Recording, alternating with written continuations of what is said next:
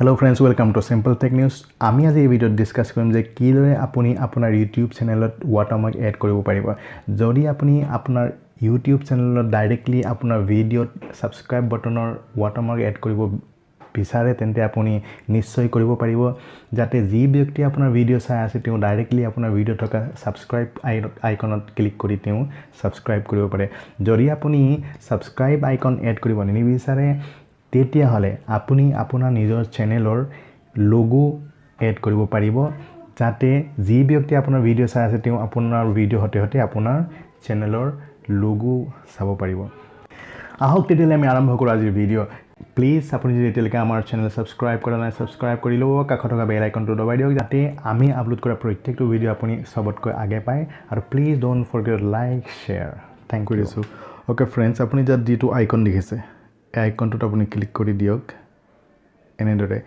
এনেদৰে ক্লিক কৰি দিয়াৰ পিছত আপুনি দেখিব ইয়াত ক্ৰিয়েটৰ ষ্টুডিও। ওকে, ক্ৰিয়েটৰ ষ্টুডিওত আপুনি ক্লিক কৰি দিয়ক। ক্লিক কৰি দিয়াৰ পিছত আপুনি এনেদৰে এটা ইন্টাৰফেস দেখিব যিটো ইন্টাৰফেসৰ সেটিংস এনেকুৱা। ওকে, মই জুম কৰি দিছো।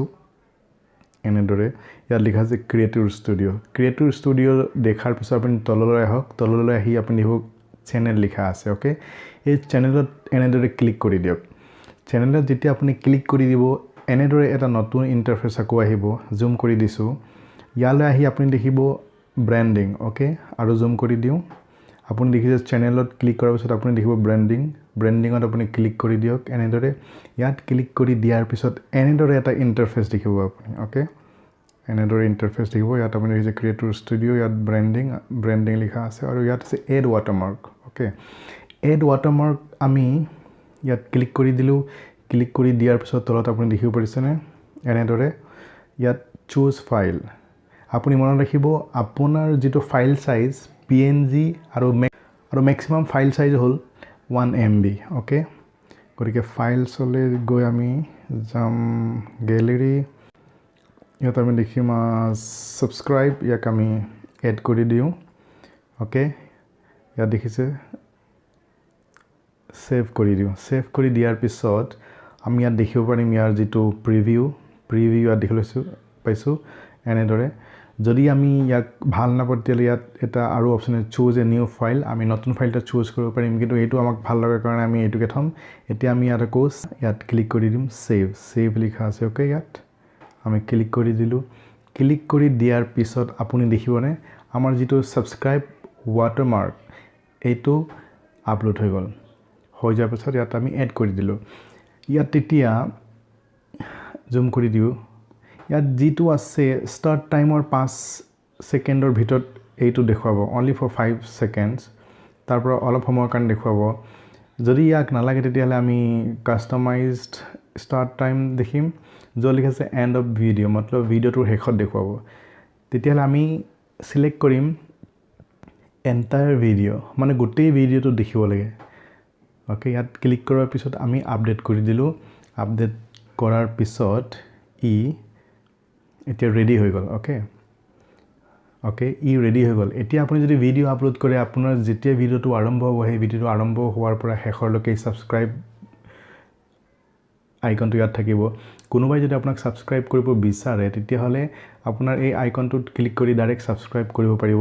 সেই কাৰণে ইয়াক সাবস্ক্ৰাইব আইকনক এড কৰা হয়। যদি আপুনি বিচাৰে যে আপোনাৰ ভিডিওক এটা প্ৰফেশনাল লুক দিব বিচাৰে আৰু আপুনি সাবস্ক্ৰাইব আইকন এড কৰিব নিবিচাৰে তেতিয়াহলে আপুনি এই সাবস্ক্ৰাইব আইকনটোক আপুনি ক্যান্সেল কৰি দিয়ক। ইয়াত আকৌ watermarkলৈ যাব।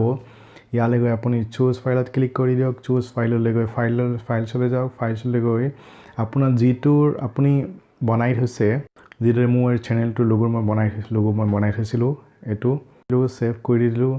সেভ কৰি দিয়াৰ পিছত এনেদৰে আহিব। আপুনি দেখিছে ৰেডি হৈ গল। ইয়াৰ পৰা আমি সেভ কৰি দিও। আকৌ সেভ কৰি দিয়াৰ পিছত আপুনি দেখিব পাৰিব নতুন লোগো ইয়ালৈ আহি গল। এইটো হল মোৰ এই চেনেলটোৰ লোগো। ইয়াত আমি এন্টায়াৰ ভিডিও কৰি দিম যিদৰে আমি কৰিছিলো আগৰ সেটিংছটোত। আপডেট কৰি দিলো।